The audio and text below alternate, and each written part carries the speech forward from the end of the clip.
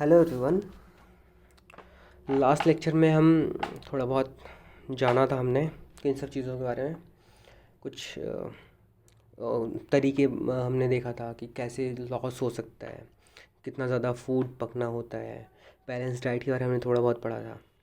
अब हम पढ़ेंगे डेफिशिएंसी डिजीज़ेस के बारे में कि कौन सी चीज़ की कमी से कौन सा बीमारी हो सकता है। ये हमने क्लास में पढ़ा भी हुआ है, आप वापस से उसका रेफरेंस ले सकते हो। ठीक है, तो बिना किसी डिले किए हुए कंटिन्यू करते हैं। A person may be getting enough food to eat but sometimes the food may not contain a particular nutrient. If this continue over a long period of time the person may suffer from its deficiency.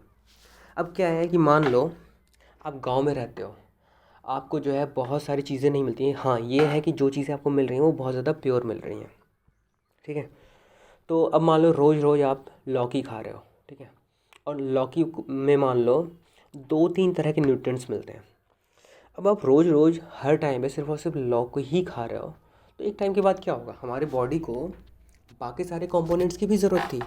वो सारे components को तो हम दे ही नहीं रहे थे। बाकी जो कंपोनेंट इसमें है, आपके लौकी में मिल रहा है, वही कंपोनेंट हम खाए जा रहे हैं। तो एक तरीके से 3-4 मान लो 3-4 कंपोनेंट्स थे लौकी में।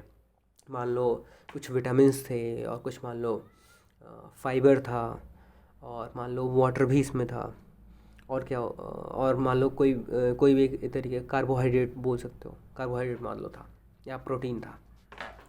तो रोज़ रोज़ आप लौकी खाओगे तो एक टाइम के बाद क्या होगा, हमारा बॉडी को तो रोज़ रोज़ नीड होती है सारे कंपोनेंट्स की। अब रोज़ हम अवॉइड कर रहे हैं, बाकी सारे कंपोनेंट्स की फुलफिलमेंट हम नहीं कर रहे हैं।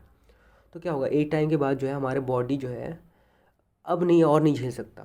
ठीक है, अब और नहीं झेल सकता कि भैया अब इतने दिनों तक हमने झेल लिया बिना इन सब कंपोनेंट्स के, लेकिन अब हमसे नहीं झेला जाएगा। तो जब उसका झेलने की शक्ति जो है कम हो जाएगी, ख़त्म हो जाएगी, तो क्या होगा, उससे जो है हमें कोई भी डेफिशिएंसी हो जाएगी, कोई डेफिशिएंसी डिजीज़ेस हो जाएंगे, कोई बीमारी हमें हो जाएगी। ठीक है, तो याद रखना होता है। इसीलिए जो है हमें दिन भर में वैराइटीज़ ऑफ फूड आइटम्स लेना होता है। और वैसे रिकमेंड तो ये किया जाता है कि फ्रूट्स एंड वेजिटेबल्स मिला के डेली बेसिस पे हमें थोड़ा थोड़ा करके ही सही 5 फूड आइटम्स लेने होते हैं। हो सकता हो 4-5 दाने मैंने ग्रेप्स के लिए लिए, आधा सेब खा लिया, आधा मान लो मैंने केला ही खा लिया, और साथ में एक दाल ले लिया और एक कोई ग्रीन वेजिटेबल ले लिया। तो अगर ये इस तरह से 5 आइटम हम दिन भर में रोज़ खा रहे हैं, और वो भी बदल बदल के, तो हमारी बॉडी में ऑलमोस्ट सारी चीज़ों की ज़रूरतें जो हैं वो पूरी हो जाएंगी।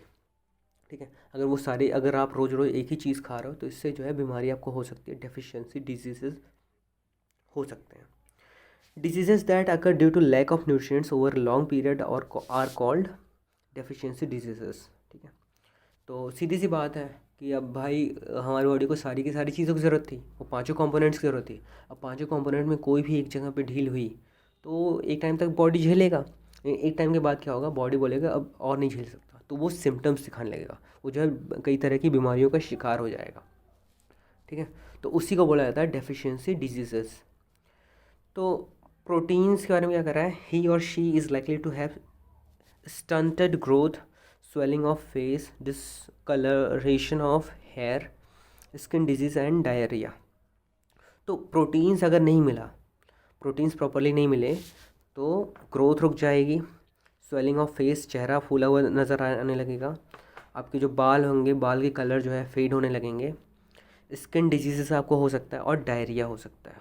डायरिया की वजह से जो है आपको बार बार डिसेंट्री होगी, आपको बार बार टॉयलेट जाना होगा, आपको बार बार पॉटी जाना होगा। ठीक है, carbohydrates and proteins for a long period of time, अगर कार्बोहाइड्रेट और प्रोटीन दोनों ही अगर बहुत लंबे टाइम तक नहीं मिला तो द ग्रोथ में स्टॉप कम्प्लीटली।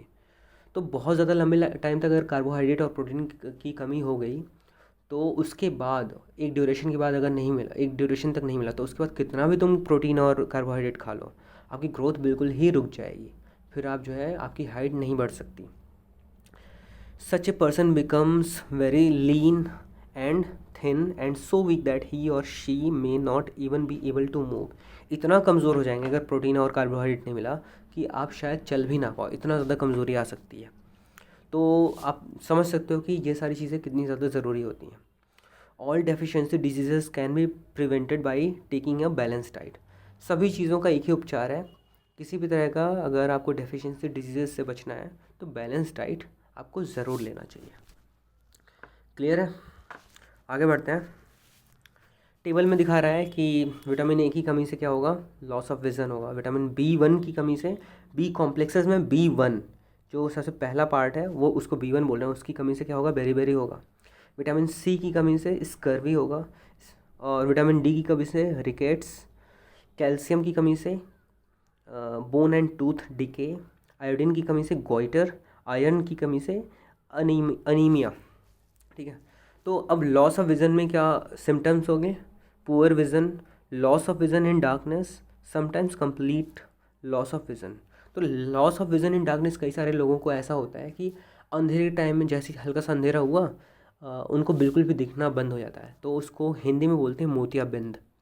ठीक है, तो उसका भी ऑपरेशन वगैरह आज के टाइम में हो सकता है। लेकिन ये सिम्टम्स हैं विटामिन ए की कमी अगर है आपकी बॉडी में, तो कई बार ऐसा हो सकता है कि शाम को आपको दिखना बंद हो जाए, और कई बार ऐसा हो सकता है कि कम्प्लीटली आपका विज़न लॉस हो सकता है, बिल्कुल आप अंधे हो गए, आपको अब दिखना बिल्कुल ही बंद हो गया। ठीक है, बेरी के सिम्टम्स क्या क्या हैं? बेरी के सिम्टम्स हैं weak muscles and very little energy to work. ठीक है, और स्कर्वी के सिम्टम्स क्या हैं? स्कर्वी के सिम्टम्स हैं ब्लीडिंग गम्स, आपके जो गम्स हैं वो ब्लीड कर रहे होंगे, उसमें से खून निकल रहा होगा। और उसके बाद wounds take longer time to heal. Wounds जो होते हैं, जो आपके घाव वगैरह होते हैं, वो थोड़ा सा रिलेटिवली ज़्यादा टाइम लगेगा घाव भरने में। ठीक है, उसके बाद bones become soft and bent. Bones जो होते हैं वो थोड़े से सॉफ्ट हो जाएंगे और मुड़ने भी लगते हैं। ये किसके सिम्टम्स हैं? रिकेट्स के। बोन्स एंड टूथ डिके में क्या होता है, सिम्टम क्या होता है? वीक बोन्स हो सकता है और टूथ डिके, ये तो क्लियर है। आपके जो बोन्स कमज़ोर होने लगेंगे, कहीं भी आप जो है ज़्यादा सा ज़ोर दे रहे हो तो आपके जो बोन्स में थोड़ा सा दर्द हो, आपके जो है एकदम से इंस्टेंट बहुत ज़्यादा पेन होने लग रहा है। ठीक है, तो ये सिम्टम्स हैं बोन्स एंड टूथ डिके के। ठीक है, आपके हड्डियाँ बहुत ज़्यादा कमज़ोर होती हैं। गोइटर का सिम्टम क्या है? Glands in the neck appear Solan. Glands in the neck जो होते हैं, आपका जो गले का जो पार्ट है वहाँ पे वो फूला फूला सा नज़र आता है, उसमें एक ऐसे कुछ बॉल के शेप का कुछ बाहर निकला हुआ होता है। आपने अगर देखा होगा तो आप ऑब्ज़र्व कर सकते हो कि गले में ऐसे कुछ बॉल, छोटे बॉल के शेप का कुछ बाहर निकला हुआ होता है। ठीक है, तो उसको जो है, जिसका इस तरह से बाहर निकला हुआ, उसको बोलते हैं goitre. Mental disability in children. तो अगर आयोडीन अगर बचपन से नहीं मिला तो बच्चे के माइंड का फुल ग्रोथ नहीं हो पाता, वो बच्चा तेज़ दिमाग का नहीं हो सकता, मंद बुद्धि हो सकता है। ठीक है, इसलिए आयोडीन की बहुत ज़रूरत है। और आयोडीन की कमी कहाँ से पूरी होती है? हमारे घरों में, खास करके सभी के घरों में टाटा का नमक आता होगा, और टाटा के नमक में ऐड में भी दिया हुआ होता है कि आयोडीन युक्त नमक। तो वो जो नमक है वो आयोडीन की कमी पूरी करता है। अब सोचो कि खाने में आप आयोडीन कितना लेते हो, नमक कितना लेते हो? बिल्कुल थोड़ा सा ही ना, टेस्ट के लिए। तो वो थोड़ा सा ही चाहिए होता है हमारे बॉडी को। वो भी एक तरीके से क्या है, मिनरल है। ठीक है, तो यहाँ से आप प्रूव कर सकते हो कि जो मिनरल्स चाहिए होते हैं हमारे बॉडी को, बहुत ज़्यादा नहीं, बिल्कुल थोड़े थोड़े अमाउंट में चाहिए होते हैं। फिर लास्ट में अनीमिया। अनीमिया के सिम्टम्स क्या हैं? वीकनेस, खास करके ये छोटे बच्चों में होता है। ठीक है, आगे बढ़ते हैं। हमने शायद चैप्टर कंप्लीट कर लिया है, और ये समरी है हमारे चैप्टर की। वापस से रिकॉल कर लेते हैं। The major nutrients in our food are carbohydrates, proteins, fats, vitamins and minerals. In addition food also contains dietary fibre and water. तो ये सारा कुछ हमने कवर कर लिया था। फिर अगला पॉइंट कह रहा है कि carbohydrates and fats mainly provide energy to our body. ठीक है, ये भी हमने क्लियर किया था। और एनर्जी दो तरह के होते हैं, एक तो एनर्जी हमारे बॉडी के सारे फंक्शनिंग के लिए, और जो फैट्स से जो एनर्जी मिल रहा है वो बॉडी के टेम्परेचर को मेंटेन करने के लिए। फिर proteins and minerals are needed for the growth and the maintenance of our body. Proteins और मिनरल्स की ज़रूरत क्यों हो रही है? ग्रोथ और मेंटेनेंस के लिए। विटामिन्स की ज़रूरत क्यों पड़ रही है? Protection of our body against any disease. ठीक है। Balance diet provide all the nutrients that our body needs in right quantities along with adequate amount of roughage and water. तो अब जो है बैलेंस डाइट में 2 वर्ड्स और जुड़ गए हैं। वो वर्ड्स कौन कौन से हैं कि रफेज एंड वाटर। तो बैलेंस डाइट में वो पांचों कंपोनेंट्स तो चाहिए ही थे राइट अमाउंट में, साथ में रफेज भी चाहिए और वाटर भी चाहिए। उसके बाद डेफिशिएंसी ऑफ वन और more nutrients in our food for a long time may cause certain disease और डिसऑर्डर। ये अभी अभी हमने डिस्कस किया। ओबेसिटी भी हमने डिस्कस किया था पिछले वीडियो में। ठीक है, तो वो याद होना चाहिए सबको।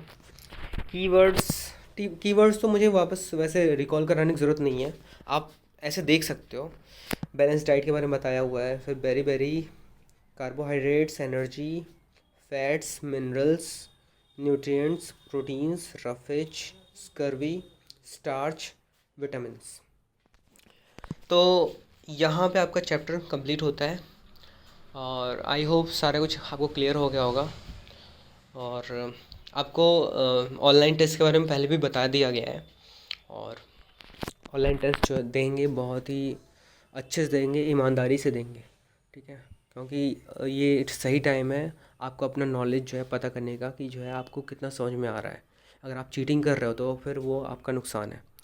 तो ऑनलाइन टेस्ट आपको देने के लिए ऑनलाइन आपको रजिस्टर पहले करना ज़रूरी होगा, तो रजिस्टर कर देना, टेस्ट दे लेना। इसके बाद आपको नेक्स्ट लेक्चर में मैं आपको वो दे दूँगा, एक्सरसाइज दे दूँगा इसका करने के लिए।